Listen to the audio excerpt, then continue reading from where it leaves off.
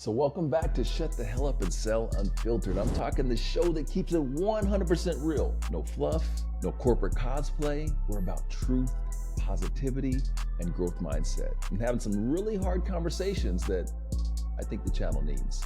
So before we get started, I got a quick ask for you. If this show brings you value, share it just with one person in the channel who needs to hear this message, who needs to get this information.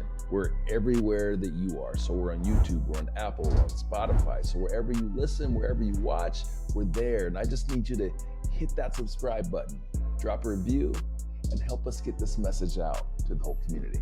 So today, I'm chopping it up with David Wright. This guy is not only a tremendous leader in the space, but he's one of the best dressed dudes in our industry as well. But today, he's dressing down because he wants to get down to the nitty gritty. It's all about honesty. It's all about vulnerability. So David came comfortable and ready to go. So while he may be coming light on the suit game, he came 100% ready and focused. And the fire that he brought to this episode, I'm telling you, you absolutely do not want to miss. We talked about why the legacy broker model is dying, how AI and commoditization are smashing transactional selling, and why winners are choosing to niche down in their businesses so that they can speak their customers' language. And we got personal too. We talked about earning the right to show up as your authentic self, fatherhood, yoga, and therapy, doing that inner work so that we can lead better and build real trust. So if you're a supplier, MSP, or agent wondering how to stay relevant and get paid for outcomes, well, check this out. You're gonna wanna absolutely watch this and listen to this playbook. All right, housekeeping's done. Let's get it going. It's time to get unfiltered. Here to show up and show out. Here to show up and show out. What? Here to show up and show out. Here to show up and show out. Yeah. Welcome to Shut the Hell Up and Sell Unfiltered, the podcast that's not afraid to tackle the uncomfortable truths and bad habits that keep you from reaching your potential. I'm your host, Ronnell Richards, award-winning sales expert, author, and top influencer in technology channel sales. Each week, I sit down with industry influencers and top performers for bold, honest conversations that are designed to cut through the noise and deliver real, actionable advice that you can apply immediately to grow your career and boost your sales success. No fluff, no excuses, just real talk, real influencers, and real results. Let's get into it. Here to show up and show out. Here to show up and show out. Yeah.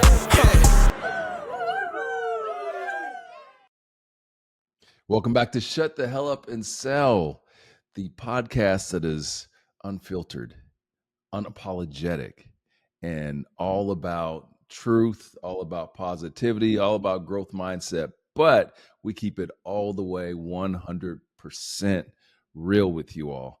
And so I want to first, before we get into this conversation, thank you all for watching wherever or tuning in wherever you're at, whether it's YouTube, because by the way, we're on every platform. So YouTube, Apple, Spotify, we're everywhere. Wherever you want to consume this content, we're there.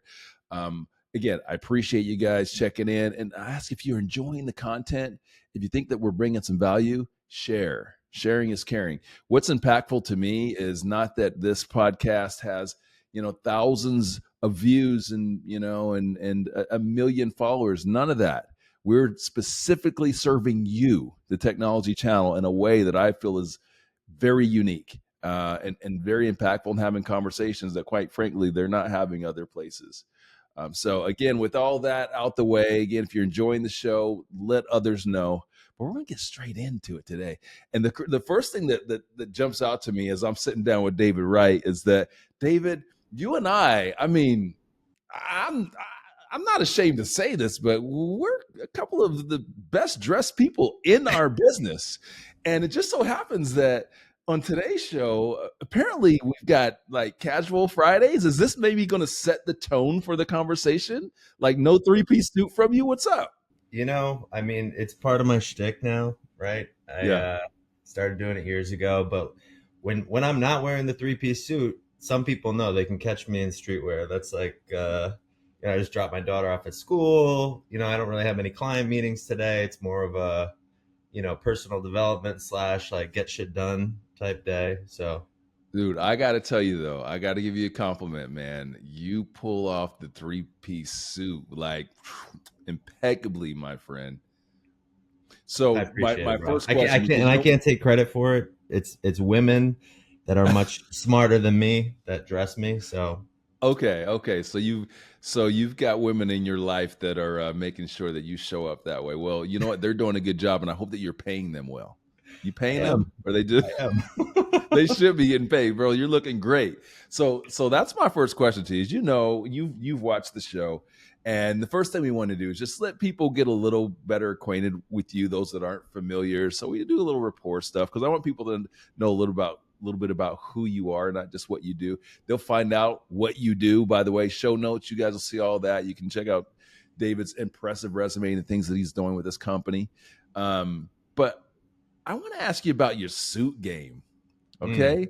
First, let's start with the suit game. What do you think is like the quintessential, like your go-to, like I'm going to knock it out the park, look like I own the joint suit? What is that for you?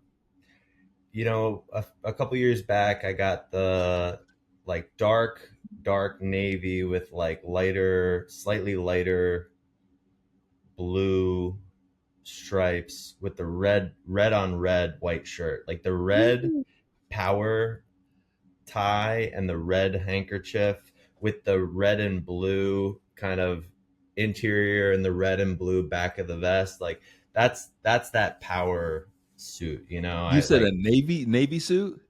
Yeah, it's maybe we'll put a picture of it in the notes. But yeah, it's like it's I don't think it's not black. It's like very dark blue Yeah. with like some very slight pinstripes, but it's not pinstripey. You know what I mean? Yeah. That's my go-to. But I just got I got a tie when I was in Dubai, this pink tie with the light blue. I mean, I like to switch it up. I started going to Suit Club a few years ago. Uh-huh. Maybe like 5 years ago was the first time I bought like my first custom suit, and I wore the shit out of that. Like, Yeah. I remember when I first started out, my dad was like, get a pair of shoes, get a watch, Mm-hmm. get a belt, like get like that one outfit that you feel like $1 million in. And he told me this story about how he did the same thing, and like this one guy called him out in a meeting for wearing the same suit a couple of times. He's like, what are you, like, broke? And he got that deal because everybody was like, what the fuck is wrong with this guy? Like, this guy's just trying to make it. He's trying to look good. And so anyway, I started wearing custom suits, and then once you wear a custom suit, you can't go back. Right. So 100%. But there's some different levels to this. And so like, that's funny you mentioned like the shit that your dad caught from that suit, because like once you get to a certain level, like, and there's a couple of people in our industry that are at this level. I'm not going to throw their names out right now, but y'all know that like they have their go-tos and that's what they wear. And part of the reason they do that is because they are busy and don't want to be taking all this time to figure out their wardrobe. So like they're doing a lot of really important shit. So it's like, okay, it's kind of like that's what Steve Jobs did, right? Back in the day, it was like Steve Jobs and the jeans and the black shirt. Like that was his thing. Like, and he had a closet full of that, right? Because he's doing important shit and doesn't want to take the time to be thinking about how I'm gonna coordinate. Now, I'm not there yet. Me neither. So yeah, no, and so that my first like power suit, very much like yours, David. So I got a shout out to a couple of folks in my past that helped me out with that. When Scott Barnhouse was a sales manager of mine when I first started my career, and then Scott Ashby, shout out Scott. What's going on, Scotty? Anyway, so they helped me to get onto my game. And really learned early on in my career that you invest in the highest quality that you can, right? And here's the funny thing, David, I have some shoes that I still have from back then, bro. I'm talking like 25 years ago. They're still in my closet. But that's the thing, when you invest in the quality, it stays around. So my power suit was much like yours. That's why I'm like, oh shit, resonated. My power suit It was a pinstripe like IBM suit, right? Red tie, red pocket square, right? And this white, crisp white shirt. And Right. I used to crush it with that. And I've got a beautiful couple pinstripes in there. I'll still pull those bad boys out. And I think for me, and that's part of the reason why I love your look, I love the classics. Like that suit that you could wear today, and I could go back to 1962, and there's a dude wearing that same beautifully tailored suit. Bro, I almost started rocking the pocket watch. That's how like far I was gonna take it back. Don't do it. Oh my God. Hey, they're not ready for it, David. They are not ready for it. But I'm gonna tell you what, that could be a thing. All right, so now we got that out the way, and we're cash today. I'd love to ask you one other thing, just about like what do you do? Like, here's the thing: we are busy people. We've got families, we've got work, we've got businesses that we're running, and I always like to kind of ask people what they do as hobbies or to decompress or to get away from the grind. What do you do? Yoga is a huge thing for me. Really?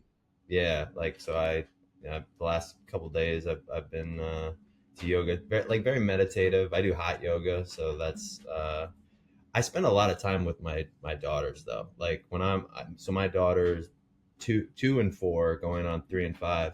So if I'm not on the road and I'm not here in the office or the studio, like I'm with them. That's like it's the great one. It is the greatest joy in my life to be a father. So just like going to the park, we go to dance, we go to swimming, we go to like that's been amazing. That's my life right now, and that's like I'm good with that. So I don't have a ton of time for extracurriculars, but like I love going to football games. Like I was at the Bills Ravens game, the home opener. So I travel around and get to a lot of sporting events. I love music. So like some people know, I had an artist management company. I managed producers and DJs early on in my life. Really? So when I was in London, I was at the drum sheds in London on Saturday, like for a show. So I try to.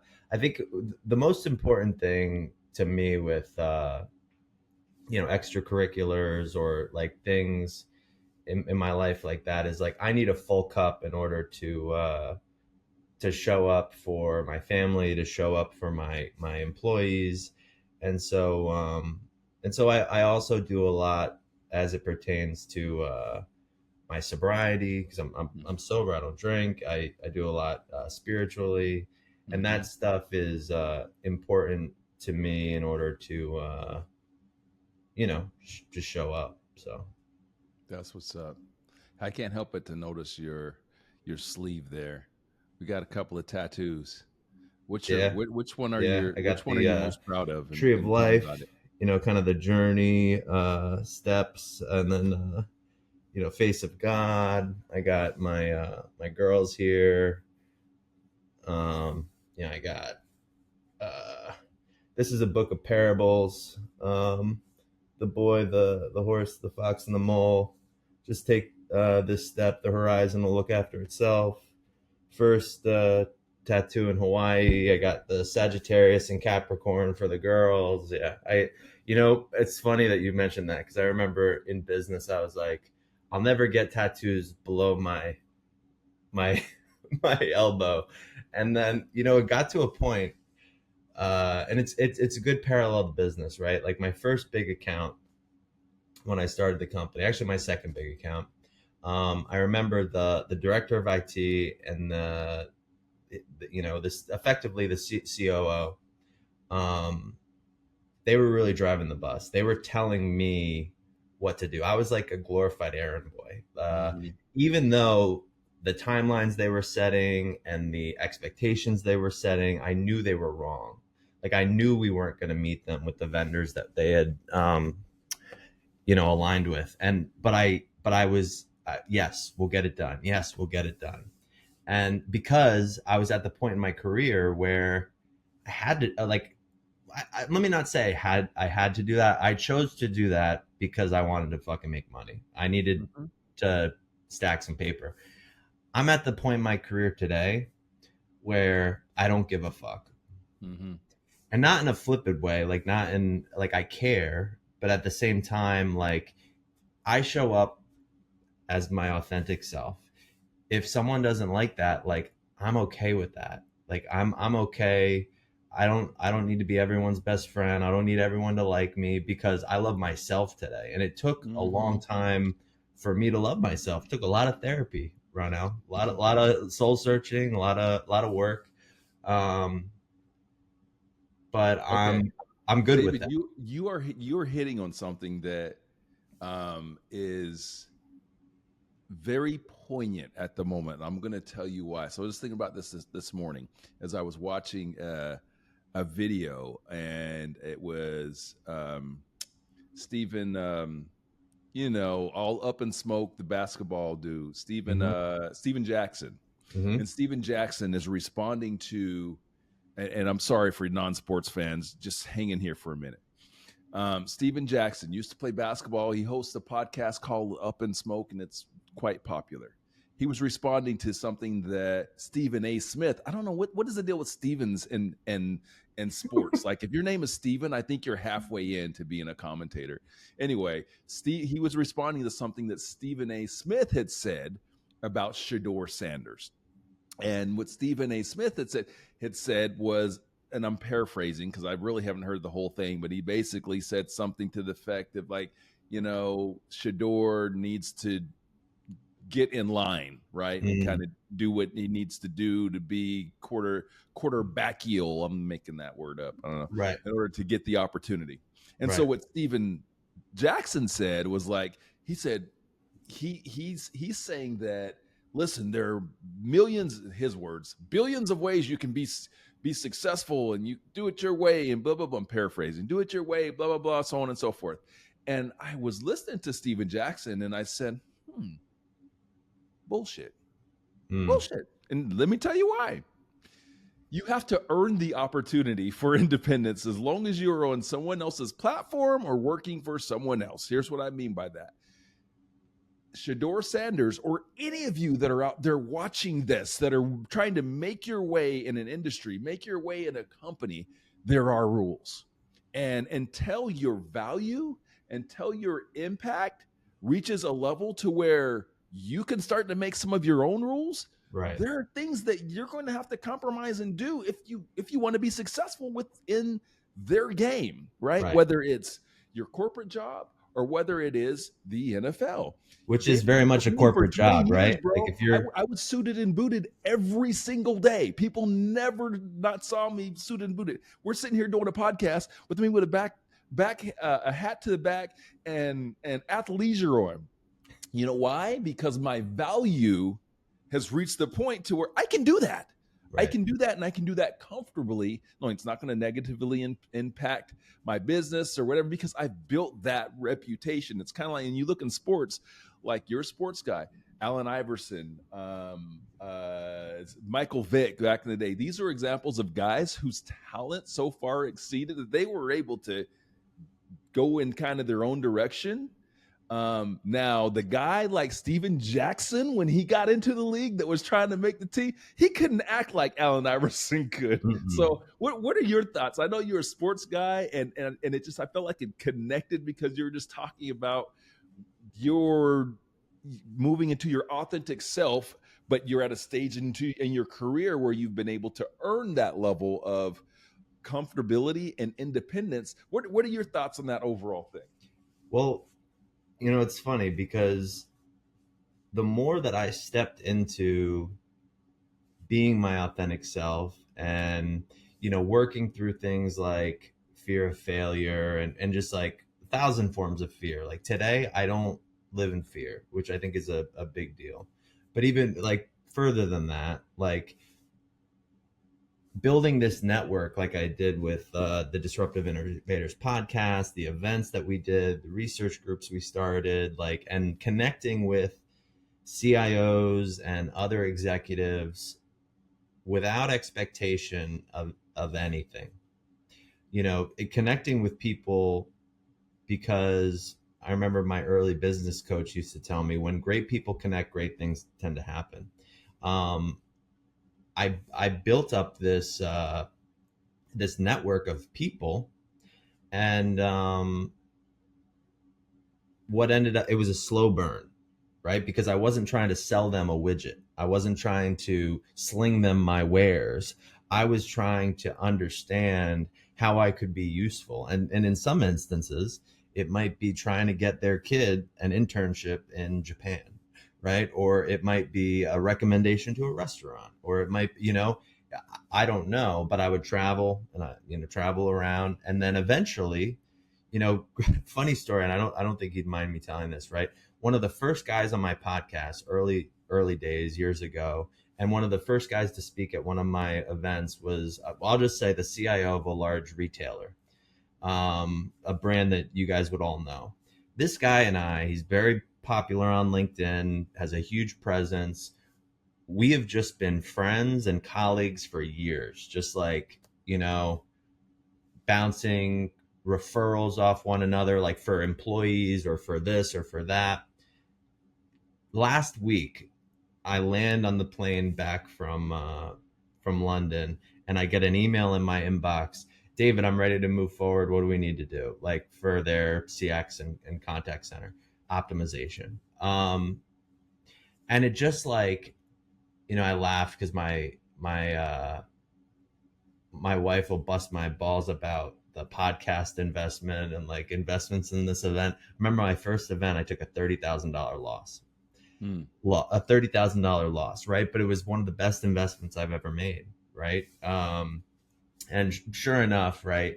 Like these relationships amass, and the point is that I show up as my authentic self, and I have experience that's of value, and I'm not too big, I'm not too small, I'm right sized today, right? I'm not, like, humility has been a huge part of getting it right, because I'm grounded. Like, I used to vacillate from everybody in the channel pumping me up, like, you're the fucking man, and like da da da da da.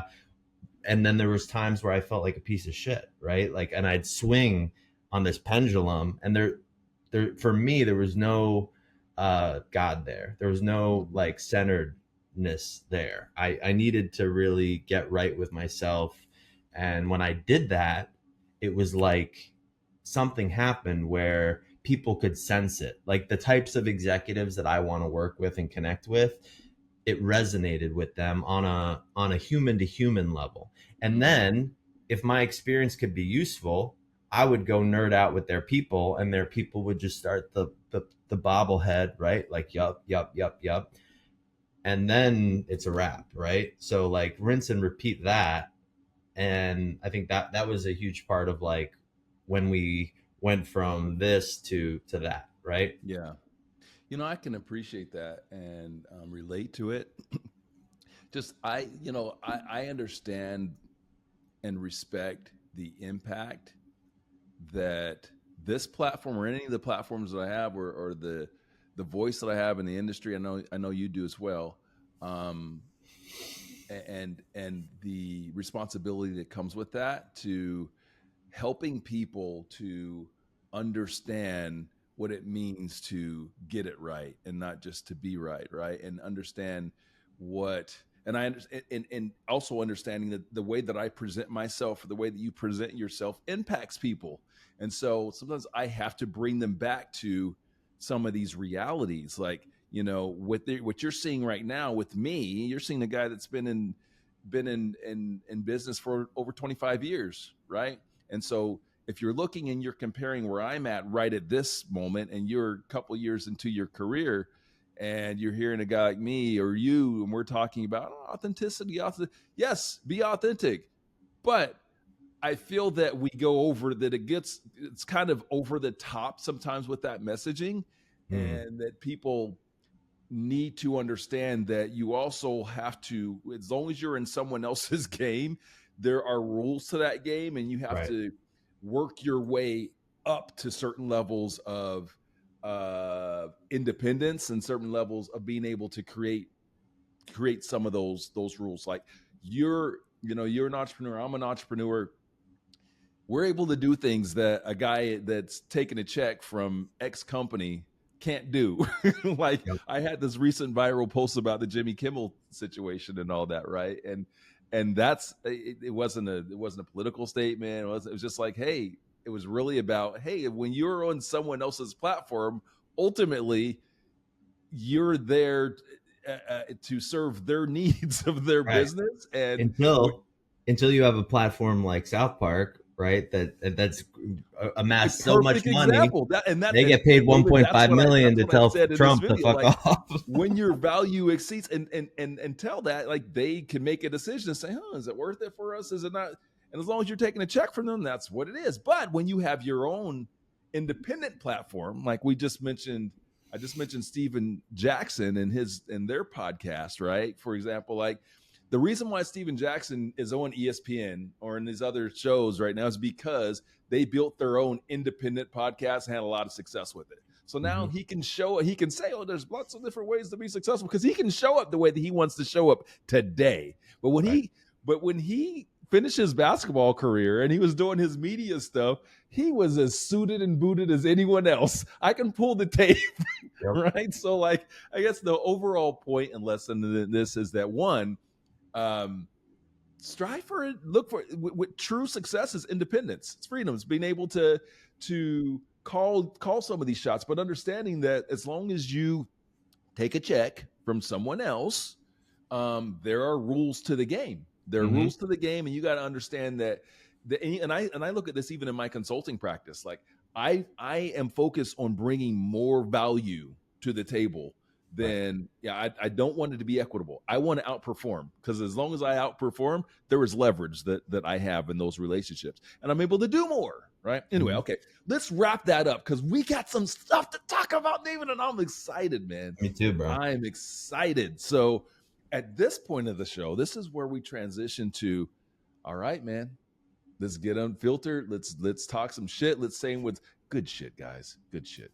And I know that you came with, all, for like a better way to put this, all barrels loaded, man. Like you're ready to go with some topics. So for those of you that have not watched the show before, this is what we're really about. We're about, hey, what are some of the gaps in our industry? What are the concerns? What are the things that are going to prevent us from continuing to excel and grow? Look, I've been in this industry for a long time, and I've seen the sacrifice. I've seen the work that so many of the founders of this industry have put in to get us to this point. But I'm also seeing that we are in a junction point here where we got to change some shit, and we got to change it fast, because things are moving very quickly. And so that's why I invite leaders like David to give their opinions on these things, and we discuss it, and then we talk about how we address it. So David, at this point in time, I'm turning over to you. What do you want to talk about? Well, Ronnell, I mean, the first thing that came to mind when we started talking about doing the podcast was the fact that I believe that the channel model as we know it is dying. And what I mean by that, right, is that the evolution has led us to a point, right, where obviously there's a ton of M&A in the industry. So you have the super agencies, right? Intelisys bought Resourcive. You have Blue Wave. You have Upstack. You have Bridgepoint, just buying up all these older books and agencies. My experience is that, like, when I go to channel partners, right, I don't see that many guys or gals my age or younger starting agencies. I tried to actually pull some demographic data prior to this podcast. I wasn't able to get it, but that's my experience, right? And someone call me out on that if they think that I'm wrong.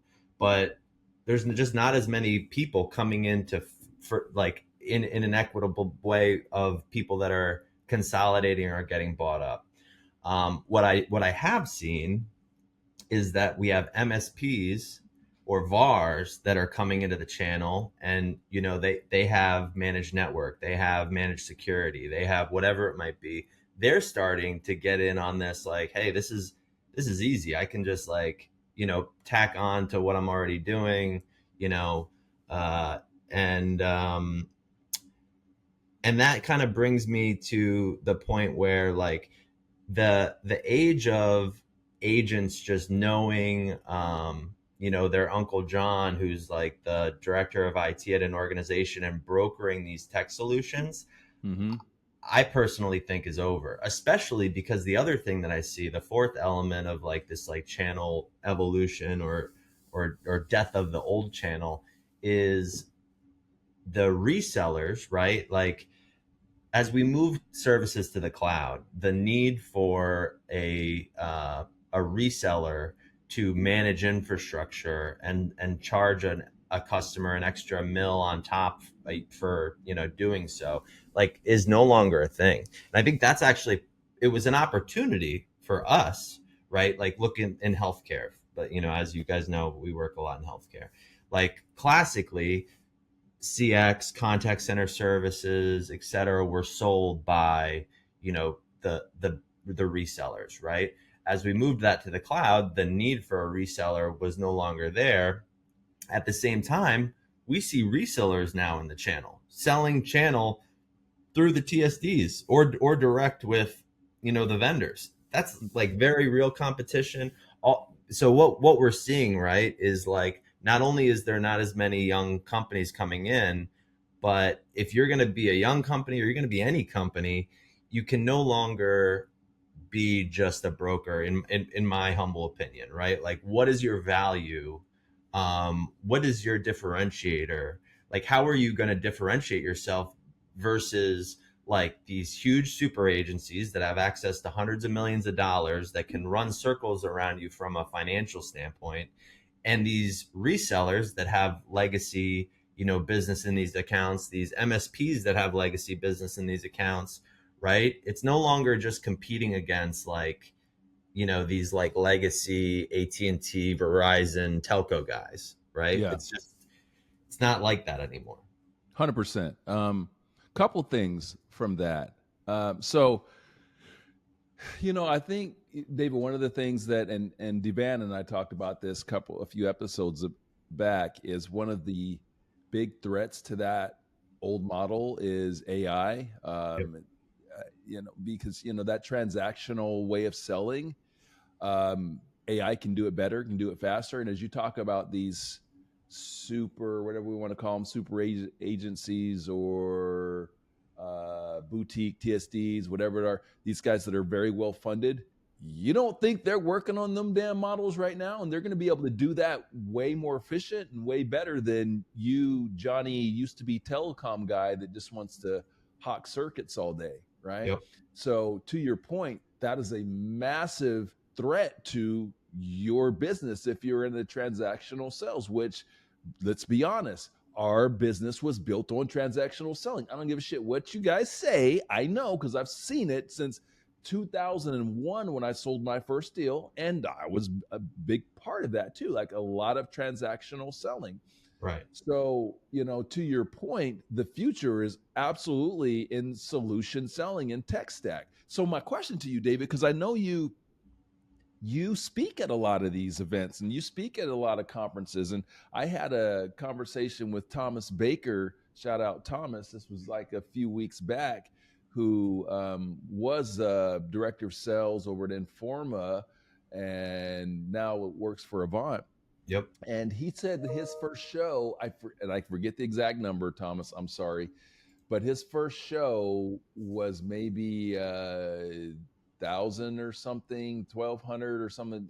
And this was channel partners. I can't remember the exact number, but it was much lower. And that by the end of his run, and I know as of today, there's about 8,000 people going to channel partners. So who do you think, what have you seen? Who's showing up? Because the numbers are big. We got a lot of people, But what's that demographic? Because you said you're not seeing so many of the younger folks that are starting agencies. Who do you think showing up to these events?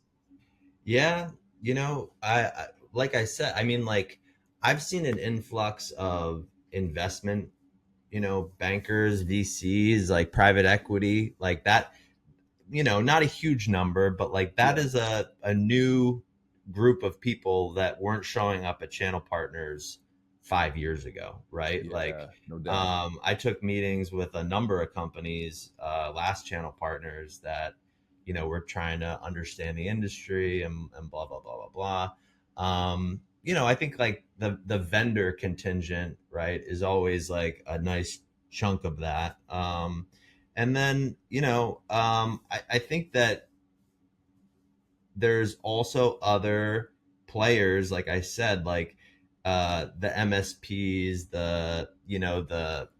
I've even seen, like, I remember, I forget whether it was like a Talaris event or it was some group where they were showing research where there was even like marketing companies that were starting to like sell channel services to customers. So the point is that like the people learning that like you can make 15-20 points off like services that your customers were gonna buy anyway is no longer this like secret industry that it used to be, right? So Mm, people are getting wise to it. And I just want to, like, you mentioned before, like commoditization, and I forget exactly what context you were, talking about, but it reminded me too, like the commoditization of unified communications, right? Like we saw like over the past 5 years this race to the bottom where like, you know, back in the height of unified communications, I remember like back when I was working for my old company,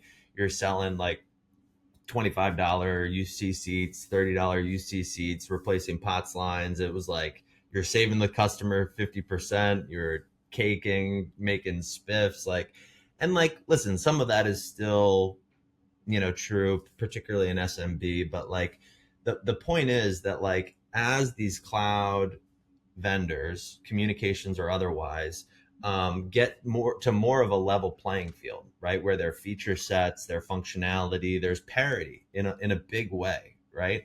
Um, what is my value, right? The real value, um, like there is value in understanding the nuance between the vendors, right? Because there are differences. Don't get me wrong, right? But mhm.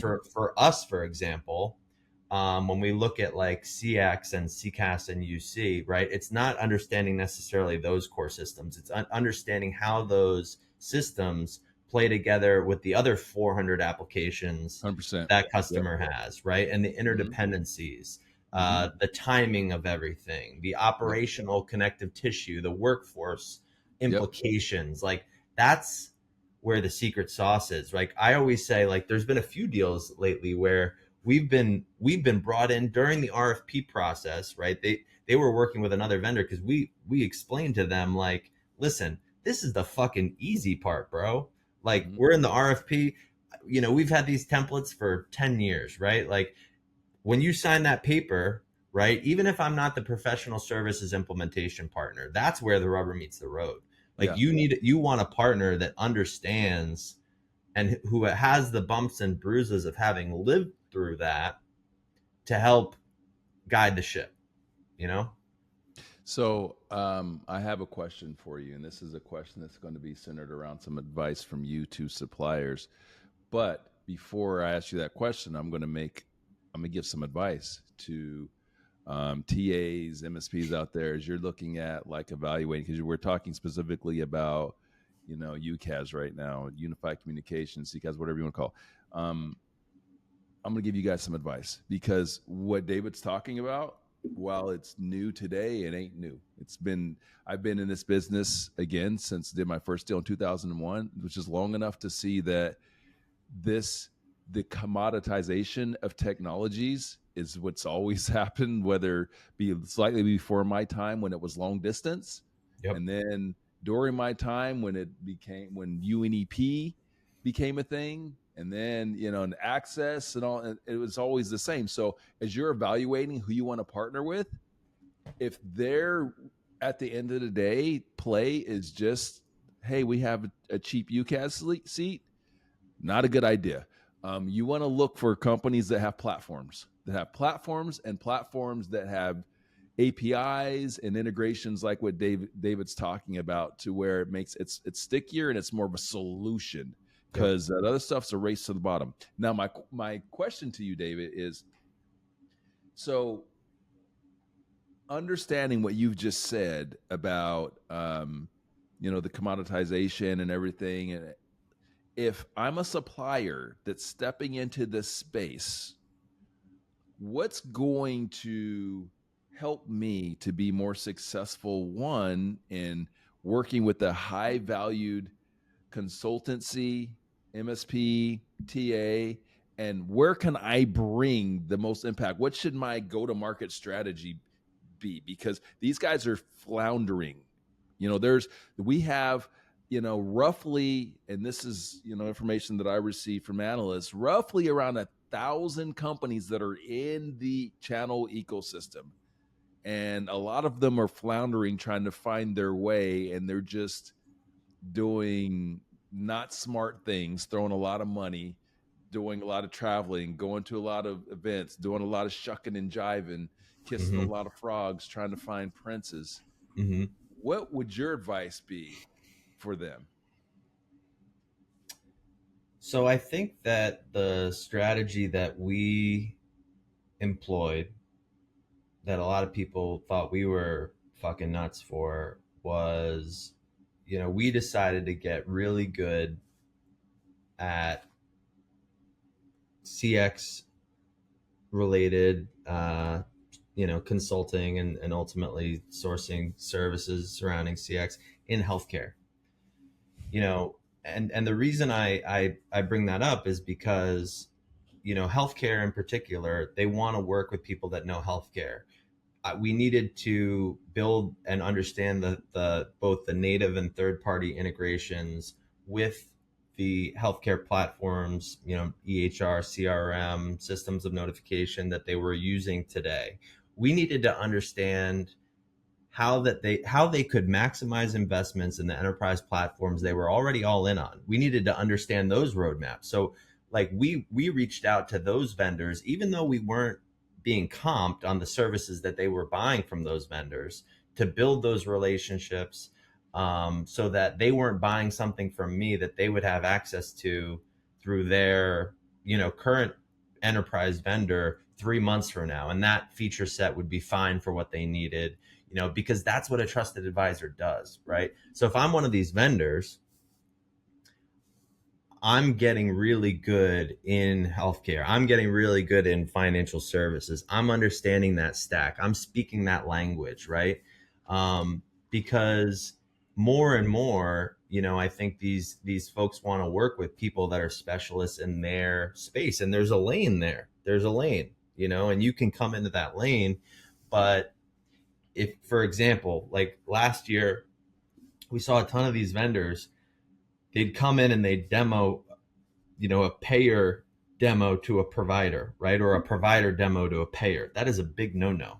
They're not like that. There's no love story there between, insurance companies and healthcare providers right now, right? In fact, it's like mildly offensive to some of them. So that's just showing that they didn't know how to show up, right?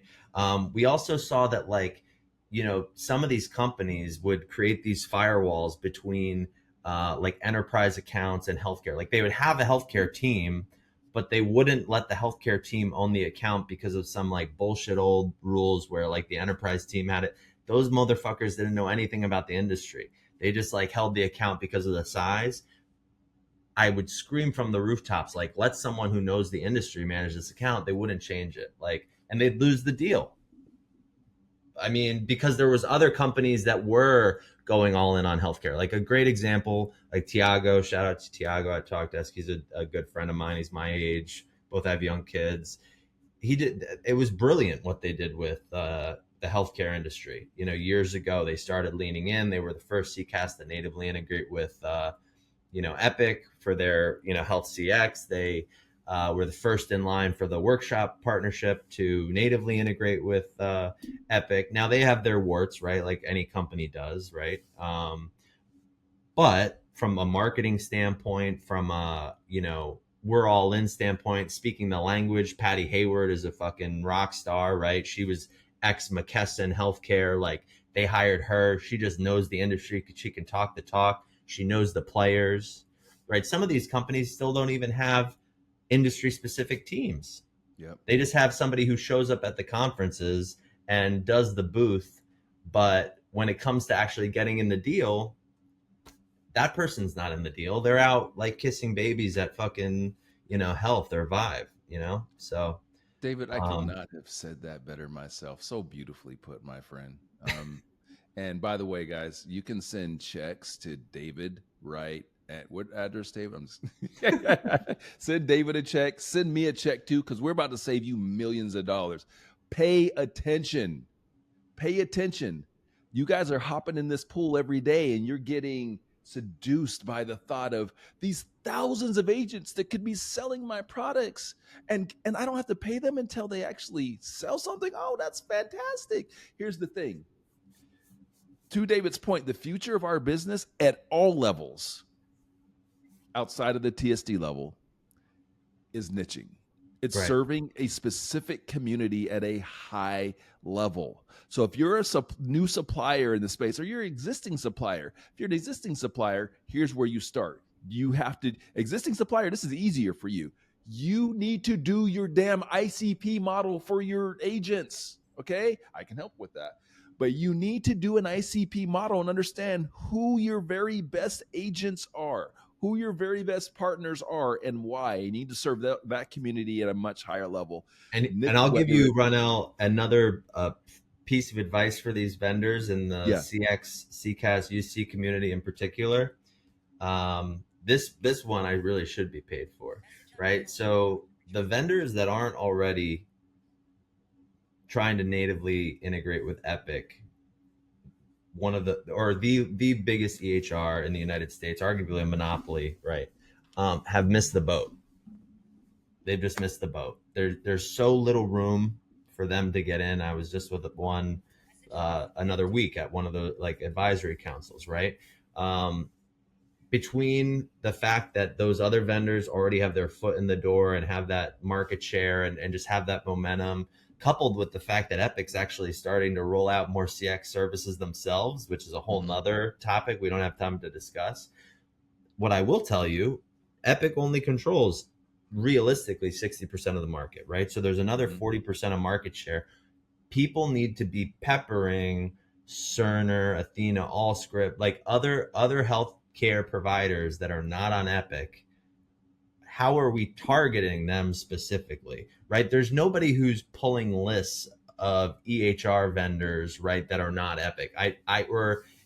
Somebody come find me after this and tell me you're doing that, and I will fucking, buy you a steak, right? But that's what they need to be doing, right? That's an opportunity right now, right? Because there's nobody's talking about native integrations with those vendors, but there are opportunities there.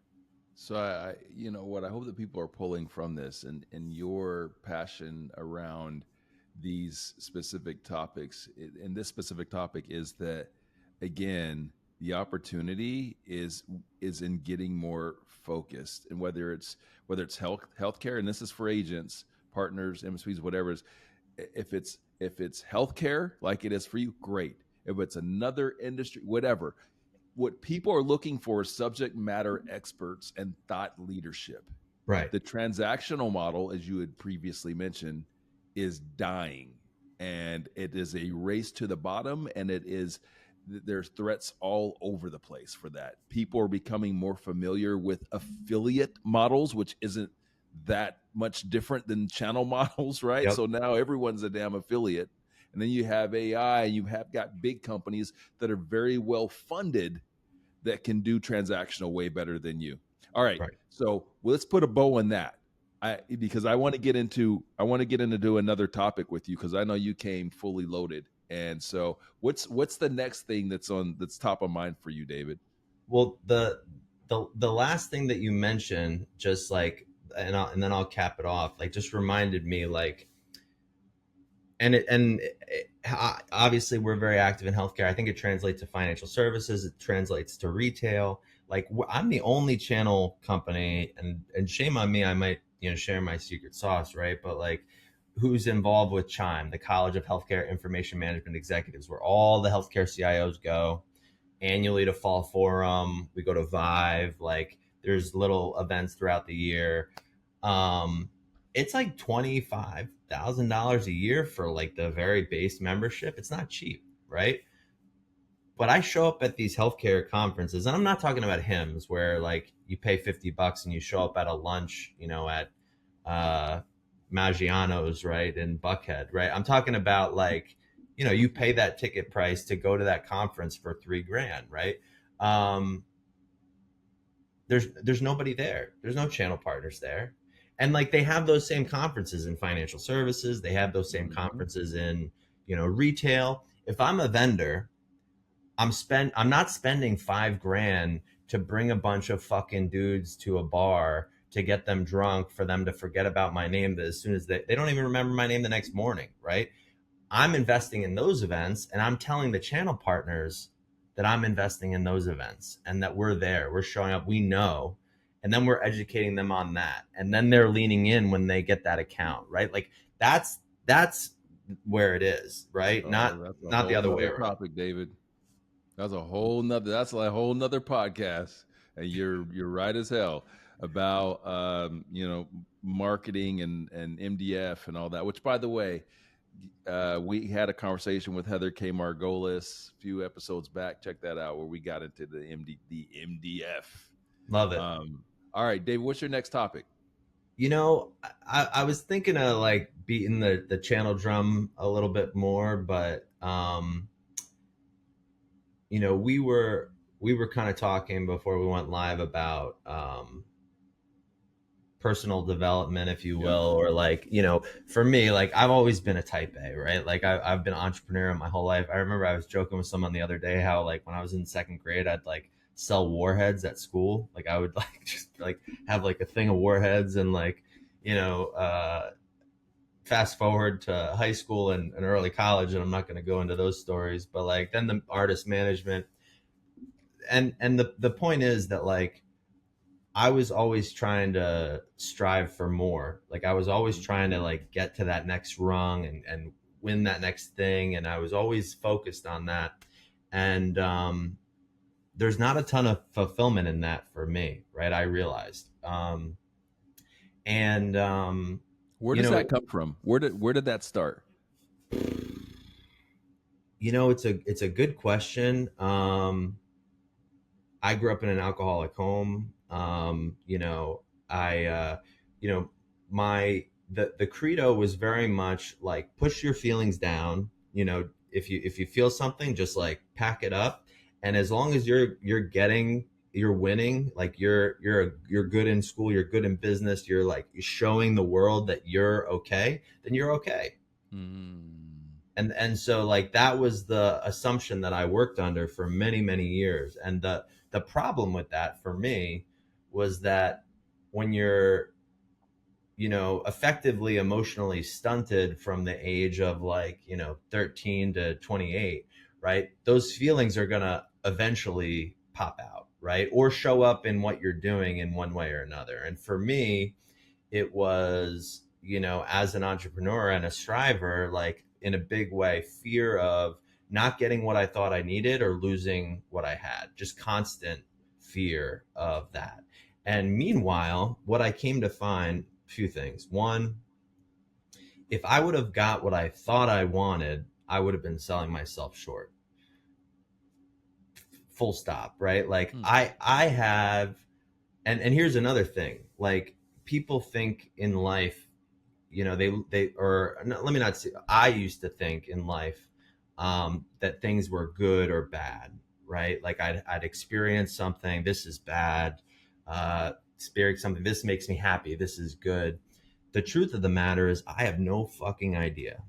I have no idea what's good or bad, because I believe that like there's this this power at work in the universe that like if I align with it, you know, I'm kind of going with the flow, and if I fight it, I'm fighting it. But the what I'll say is like some of some of the darkest parts of my life, right? When I've kind of grew up, so to speak, or when I had some of these perspective shifts, turned out to be the greatest things that ever happened to me, you know, because they were the catalyst for something better. And I stayed open to that and I stepped into it. And then, you know, things opened up. Right. So the point of saying all of this is that, like, you know, don't slack on your personal development. Like the strides that I made in, you know, taking care of myself, and, you know, and you're big on this: health, wellness, mental, spiritual, physical, otherwise. Like that stuff for me was so huge. Like it made such a big impact. And like it actually ties back to like the beginning of the conversation about like showing up as my authentic self. Right? Like in doing that work, I was able to like step into the best version of myself. And when I did that, it seemed to resonate with the people that I was reaching out to, because they didn't feel like they were being sold something. They felt like another authentic human was showing up and connecting, and in that, like, it formed a friendship. And like, and then as friends, like if the experience can be useful, great. And then that led to sales, right? Or they just became friends, and then maybe the experience can be useful down the line. And like, that's what happened with that retail CIO 5-6 years later. In fact, that my company, Disruptive Innovations, was founded on a CIO that was a couple degrees outside my non-compete, non-solicit, that ended up reaching out to me years later and was like, do you want to do this? Because he knew I was trying to make a move. So anyway, I would just say, David, yeah, go ahead. In our business, listen, it's full of entrepreneurs, right? A lot of type A folks, and a lot of the folks that have made it. A lot of them they come from humble beginnings. Like you've traveled around, you've met a lot of these guys, and a lot of these guys like us, they got chips on their shoulders, right? Which has driven them and keeps them driving to that next, to check off those boxes like you and I talked about pre-show. So, you know, these guys that are in the middle of this, and they're checking boxes, and they're not necessarily feeling fulfilled. They're getting money in their bank accounts, but, you know, they still feel less than and everything. How did you start on your path? Can you give them some advice of like, okay, here's how you start to go down that path of feeling more fulfilled and stop, you know, just checking the boxes? You know what's fucked up, Ronnell? For me, it took being in a lot of pain to want to change. Like, I'm the type of person that, like, if I could will it and I could grab it and just fucking make it happen, like, that's what I was going to do. And that's what I did for many years until it stopped working. So what I would say is, if you're in that moment where it feels like it's just hard and it's not working anymore, and I was also someone who wouldn't really ask for a lot of help, right? Like at one point in my, I would just, it was on me. I'm going to make it happen. Like, yep. I'll figure it out. If I'm saying those things to myself, I think that's a moment to stop, to kind of like, did you ask for help, and how did you find? Okay. Absolutely. I mean, I was kind of forced though. Like I had a moment where I was kind of estranged from my family a little bit. And like, you know, I'm not going to get into the gory details, but like, I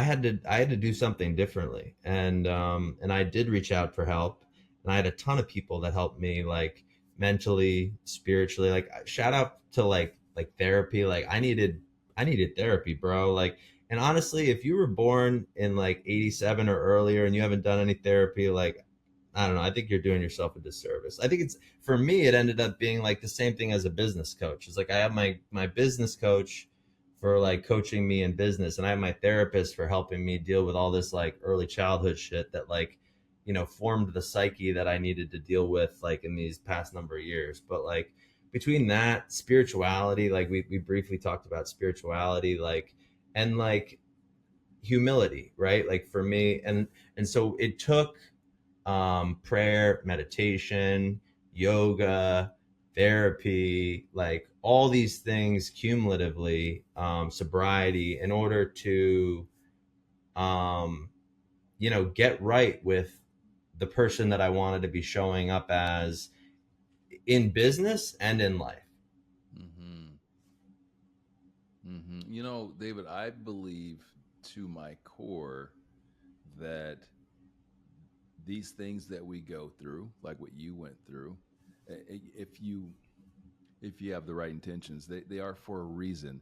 And when I say that, I don't mean I'm also someone that believes in free will, right? Like I for whatever it's worth, I don't believe that everything just happens for a reason. I believe that you make the reason for it.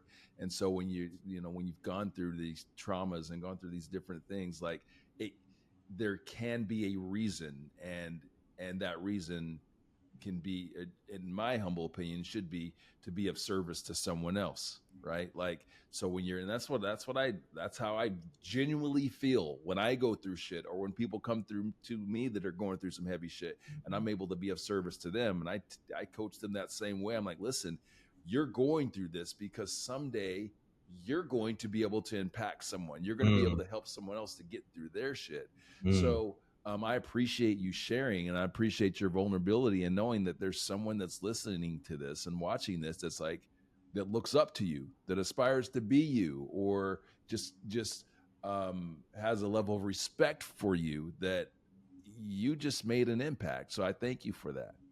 Well, yeah, I mean, I just want people to know that if you're going through that, or you feel that way, or anything like that, like shoot me a message. Let's talk about it, right? Because I wouldn't be here without the people that helped lift me up and mentored me, and like, um you know, there's the brand that you see on LinkedIn, and like, you know, add an event or whatever, but like, you know, to keep it 100, right? Like it wasn't all sunshine and fucking roses, right? Like it was like, you know, I had to go through the muck to get on the other side, right? Yeah, So, um, yeah.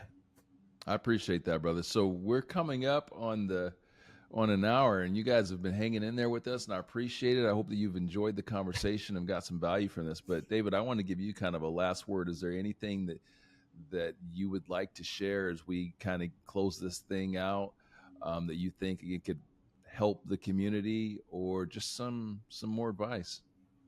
You know, I would just say that, you know, whether you're an independent practitioner, you're, you know, a guy that's trying to grow an agency, or you're working with a larger organization, right? If you're not striving to bring deep industry knowledge, operational expertise, um, a clear understanding of the tech landscape, you're dead weight.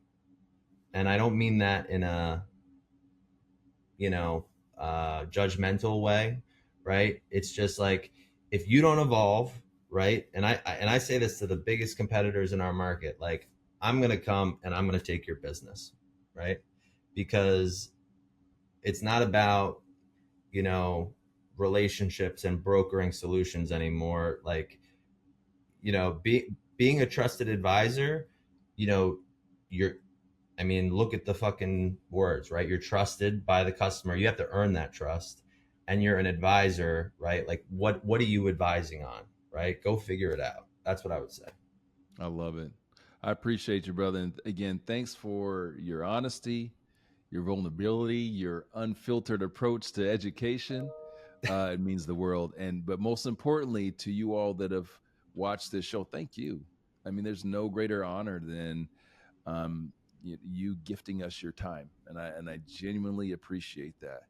Hey, David, if people want to connect deeper, they want to, reach out and have a chat, what's the best way to do that? Yeah, I think like LinkedIn is huge, or at Wright David M on Twitter. Find me.